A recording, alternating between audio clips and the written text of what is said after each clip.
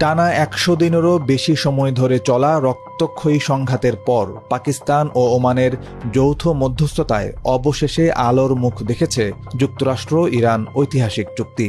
Hormuz প্রণালীর বুকে যুদ্ধ থামানোর এই সমঝোতাকে বিশ্ববাসী স্বাগত জানালেও বৈরুতের আকাশে এখনও উঠছে ইসরায়েলি যুদ্ধবিমান। আল জাজিরার সর্বশেষ আন্তর্জাতিক প্রতিবেদন অনুযায়ী এই চুক্তির পর পুরো মধ্যপ্রাচ্য জুড়ে এখন একটি অত্যন্ত সংবেদনশীল প্রশ্ন ঘুরপাক খাচ্ছে।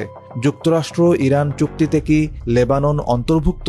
মূলত গভীর সন্দেহ আর ক্ষীণ আশার দোলাচলে দুলছে লেবাননের ভবিষ্যৎ।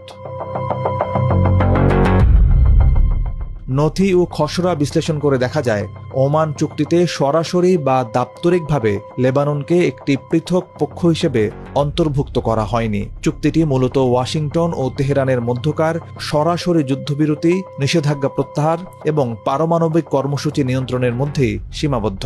তবে পরোক্ষভাবে লেবানন ও হিজবুল্লাহর প্রসঙ্গটি এই চুক্তির সাথে আষ্ঠে পৃষ্ঠে জড়িয়ে রয়েছে।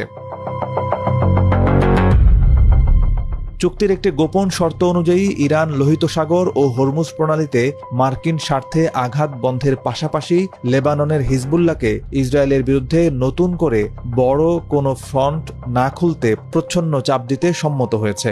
অর্থাৎ সরাসরি নাম না থাকলেও লেবাননের ওপর এর একটি সুদূর প্রসারী রাজনৈতিক প্রভাব রয়েছে অত্যন্ত নিশ্চিতভাবেই।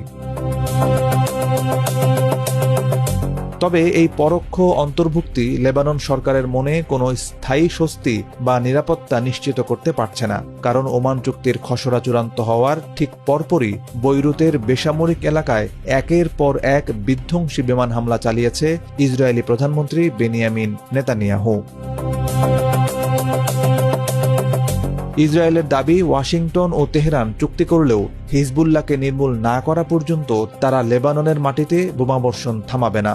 ডোনাল্ড ট্রাম্প ইসরায়েলের এই আগ্রাসনের তীব্র নিন্দা জানালেও চুক্তিতে লেবাননের সার্বভৌমত্বের কোনো আইনি গ্যারান্টি না থাকায় বৈরুতের রাজনৈতিক মহল এই শান্তি চুক্তিকে এক প্রকার অসম্পূর্ণ ও বৈষম্যমূলক হিসেবেই দেখছে।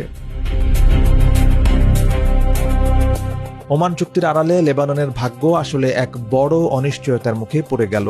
তেহরান নিজের অর্থনীতি বাঁচাতে ওয়াশিংটনের সাথে হাত মেলালেও লেবাননের হিজবুল্লাহ অক্ষকে তারা পুরোপুরি পঙ্গু হতে দেবে না মোটেও। শেষ পর্যন্ত যুক্তরাষ্ট্র ইরানের এই যুদ্ধবিরতি লেবাননে শান্তির নতুন সকাল এনে দেবে, নাকি ইসরায়েলি জেদের কারণে বৈরুত আরেকটি দীর্ঘমেয়াদী ধ্বংসযজ্ঞের দিকে এগিয়ে যাবে, সেটি এখন দেখার বিষয়।